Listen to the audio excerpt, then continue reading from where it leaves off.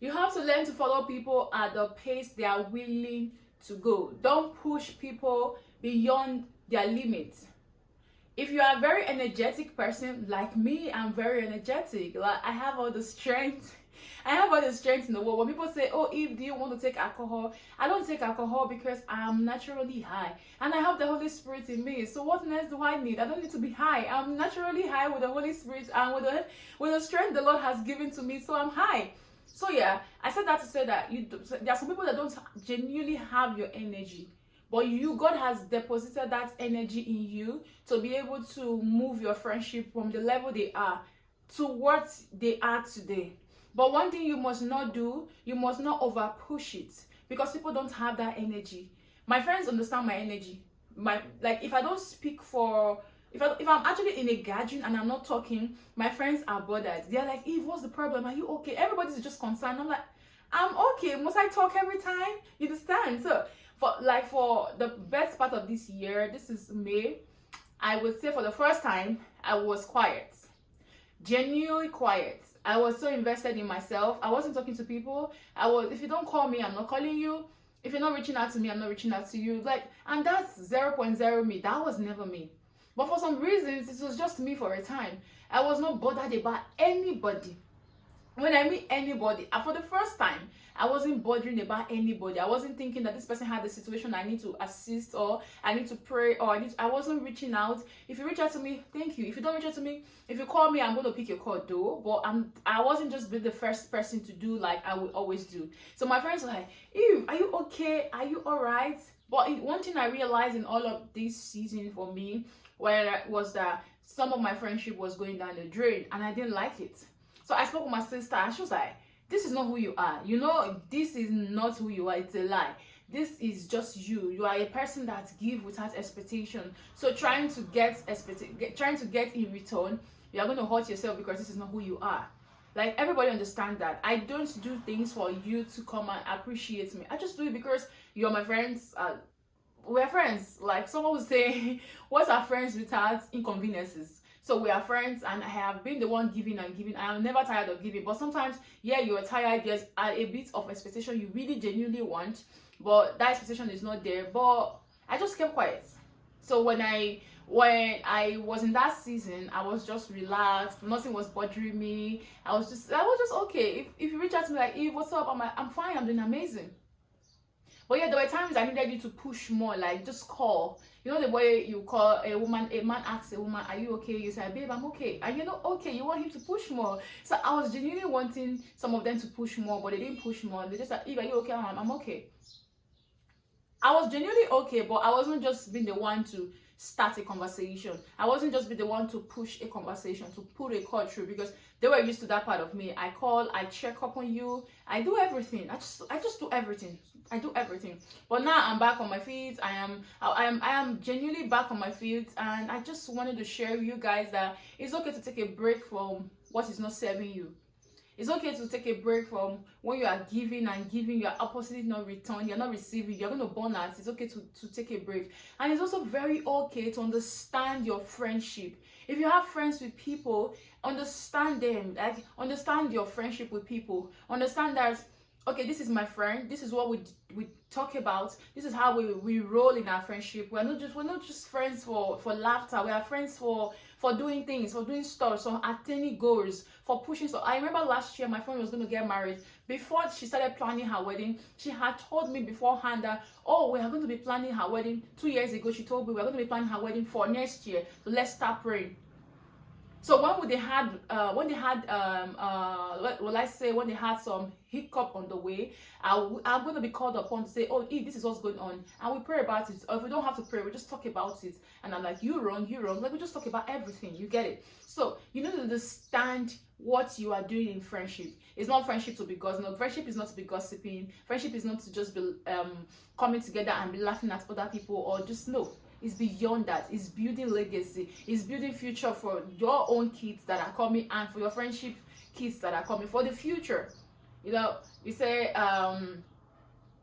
we are just friends, and what are we doing as friends? we're just laughing, we're gossiping. No, it's beyond that. We are building capacity, we are building businesses, we are building spiritual capacity, we are building emotional capacity, we are building financial capacity, we are building intellectual capacity, we are building formative capacity. That's what we should be doing as friendship. It's not that we're just there. No, it's beyond that.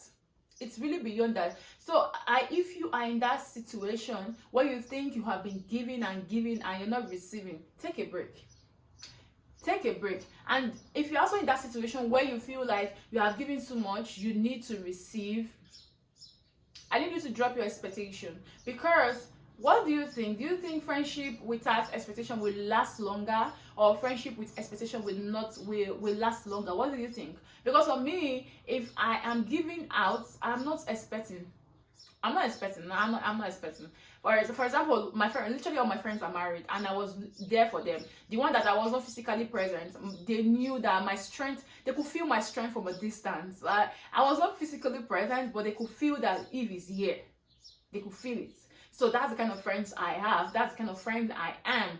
Yeah. So I have not gotten married to say, oh, this person was not there for me. This person wasn't there for me. I'm not expectant. I'm not expectant. I just know that there's just this awareness that if you're not there, this person is going to be there. Yeah. If you're not there, this person. So I'm not expecting. That was the reason, because I am like this, because when I was in my secondary school, I will just give you a backstory. When I was in my secondary school, I had, when you do 6 years with people, these people are like family to you, right? So my secondary school, I remember very well. My friends, we were three of us, three girls. So we're kind of close, but among between three of us, two of the other two girls were very close. So it was like I was always being the one trying to get in. Like we could just be having a conversation, and the other person would pull the other one aside, like, let's go and buy something. Let's just go. And I'm like, I'm just standing, I'm looking, I'm like, what's happening here? So it was like I'm always being the one chasing them. And you know what? When I left my secondary school, I said no more. I became very, very, before I left my secondary school, I stopped clicked. We were just close. We were not having this bond, because I was involved in other things like playing basketball. I was also invested in sports. They were not playing the sport I was playing, so it was, we're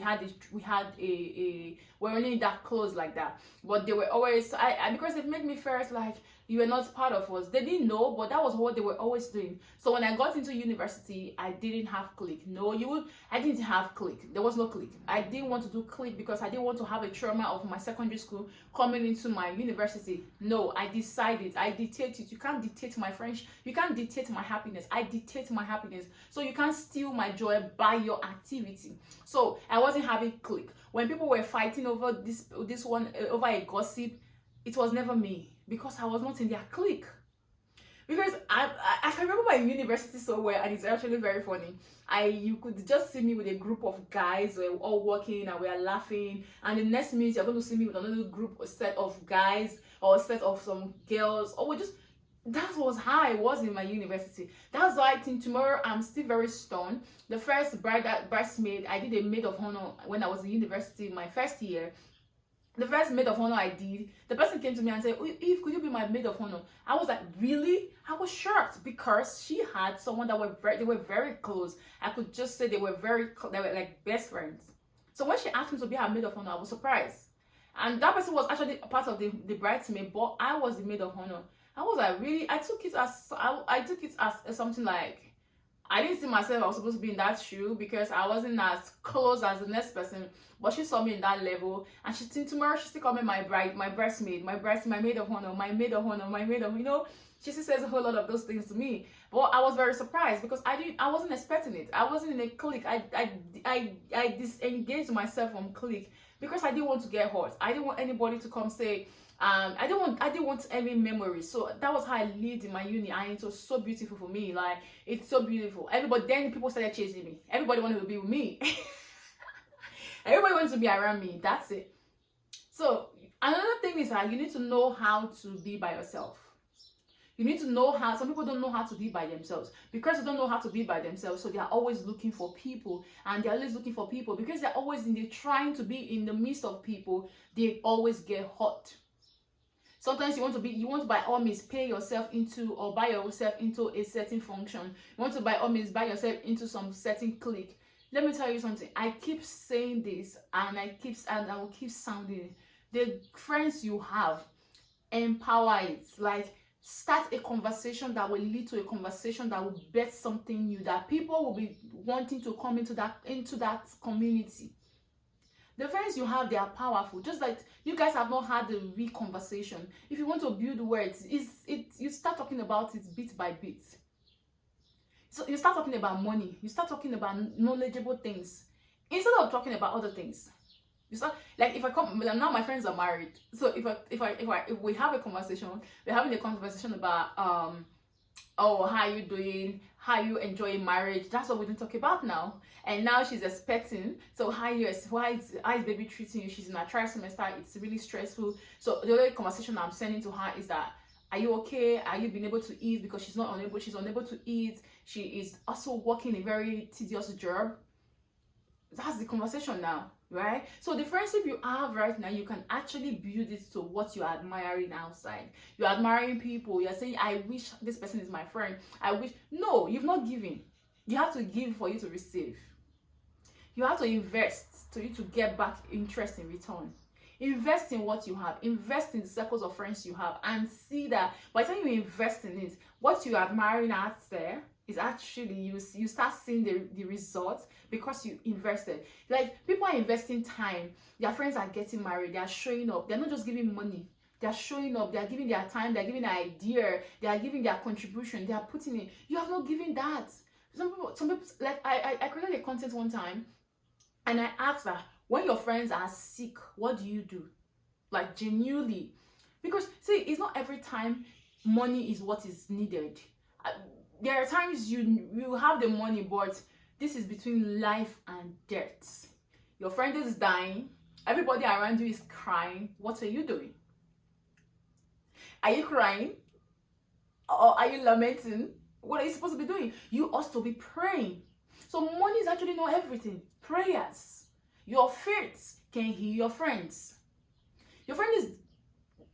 there are people who own thousands of millions of dollars, and they just have a diagnosis. That diagnosis can kill them immediately. Just knowing that this is what the doctor said will just kill them. Before the diagnosis kills them, the information just takes them out. The information kills them. So what do you do then as a friend? How do you show up? How do you come? There were times in my life I was going through a crisis for my sister. Everybody around me was dying. Like, everybody, when I mean dying, their faith was going down. I kept the faith up. Even when my sister was going in my eyes, I kept, like, my faith level was so high that everybody around me had to plug into my faith. So when your friends are going through a situation where it's not money, when it's not money, what do? It's a life and death. You pray for them. You intercede for them. You stand at the door and say, this is not on my watch will any of my friend die. Not on my watch will my friend die of cancer. Not on my watch will my friend die on childbirth. You start, that's being friendship. That's another level of friendship. That's being intentional. So there's no time to be gossiping. There's no time to be jealous or to be envious. There are so many things you can do in those times where you are jealous, where you are envious, when you are even crying. Like, for example, for me, majority of my friends are married. And few of them who are married, they are actually expecting a child. So now what we do? We're in a season where we are praying, Lord, remember my friend. Lord, remember this one. I remember one, I was the maid of honor, and she has not given birth. Last week I called her, I said, babe, what are you doing?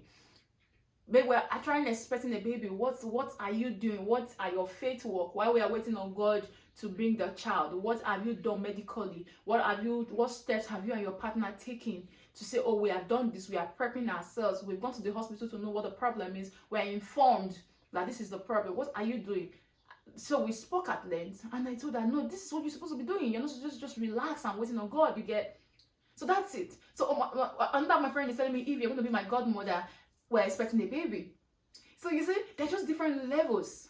I remember my friend's mom is sick, and I'm going to say this because this is very funny. So it was my friend's mom's birthday, my very good friend back home. You know, first I'm saying my friends because I'm very far away from where they are. So my friend's mom, her birthday was earlier this month, and I wished her a happy birthday. I sang happy birthday for her in Korean, and she was so excited. When I wasn't singing, I prayed for her. it was a voice note I sent, and so she responded with a voice note saying she's so grateful. Apparently she's in a Bible school, so become a pastor for knowledge sake. And she said, oh, if you don't have to pray for me, I'll become a pastor very soon. And I laughed so hard. I'm like, okay. Do you know after her birthday, a few days she became sick. Like, she has been sick for like 2 weeks. And my friend told me, oh, mommy is sick. I'm like, oh, okay. And she said she was better. So I just took my mind up because I heard she was better. A few days ago, I got a voice note from my friend's sister saying, do you know mommy is sick? I'm like, really? So I reached out to her and on a video call. So we spoke. She told me what the problem was. And I said, mommy, can I pray for you? She said, yes. So we laughed. And I prayed for her. So what I'm saying in essence is that many times, aside money, your time, your knowledge, your money, your prayers, your emotional availability, is all makes friendship. When you need to put it all in, right? So, but truthfully, it depends on the kind of friendship you have. I've seen a lot of people on social media talking about, I don't have good friends, my friend stars me, da, da, da. I don't have such friends. God brings the right people my way because, you know, he knows my energy. People are actually, my birthday is in November, people are actually, my friends, my cousins, they are trying to fight their way to send me, to just surprise me on my birthday.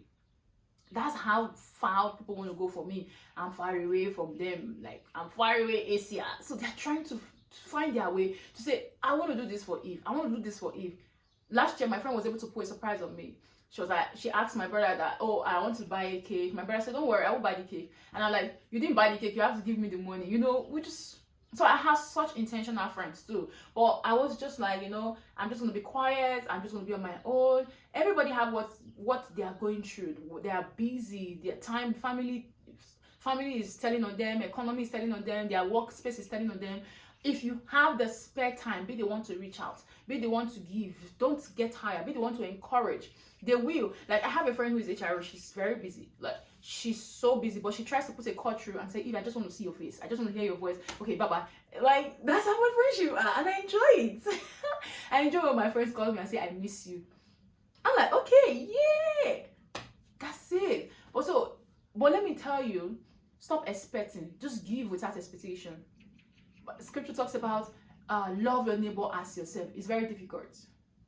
Because many times we are selfish people. We are very selfish people. So it's very difficult to actually love your neighbors the way you love yourself. You have to be intentional. You have to be intentional. That's why you see people who intend to give, they say, I don't get in return, because they give so much. Sometimes they even deny themselves and give. But the thing you must realize that there must be a balance. You have to have a balance. You're not Jesus. Jesus is the one that died. You can't die again. Jesus has already paid it all. The only thing you need to do is just to give what you have. Give your time, give your money, give your prayers, give your emotions, give your advice, give your knowledge. Like, that's what you need to give. That's what is required. That's it. And ensure you have the right people. Also know when it's time to, like, you know, this is over, this is over, this is over. Also know when to let go. Know when you have to be intentional. Know when you have to create a balance, strike a balance. That's what you need to do. So I want you to drop in the comment section that know that, do you agree that friendship without expectation lasts longer? Do you agree to that? I want to see your comments in the comment section. And what kind of friends do you build? What do you have as friendship? Because for me, I intend building friendship with legacy. I intend building friendship that my kids are going to be friends to my friends' kids too, you know. Circle. I love it. I want it. I love it when I say this person has been my friend for a while and we've been together. That's the reason I love a relationship where partners that have been dating for a long time and they get to win together. I genuinely love it. Right now I don't have such relationship, but I'm okay. But I really love it when I see couples who have been grinding together and they win together. They're celebrating 10 years, 20 years, 15 years, and they have been growing, they have been expanding. I love it for them. At the time I had such, but it didn't work out. No regret. But when I see it with people, I'm very happy. So because I'm very family person oriented, friendship oriented. So it's just me. I think it's a ministry for me too. Yeah. So if you're struggling with friendship, pray to the Lord to help you, to give you the right people. Like right now, for example, I'm praying to God to give me, my friends are not content creators. No, they are not. So I'm praying to God to give me circles of friends, of other set of people who does content, who we can brainstorm together, who we can say, if this is not how to do it, this is how to do it, who we can talk content together. That's people I'm praying to. But that's notwithstanding that my friends are still my friends. They are still my OGs for life. That's what it is. I love and celebrate you all. I hope you have an amazing day. Thank you for watching. Don't forget to subscribe. If you watch this video to this time, I love you. I love you with the dirt of my heart. And don't forget to drop a comment and let me know. Like I said, do you think friendship will last longer without expectation? What do you think? Yeah, see you in the next video, and see you in the next video. Yeah.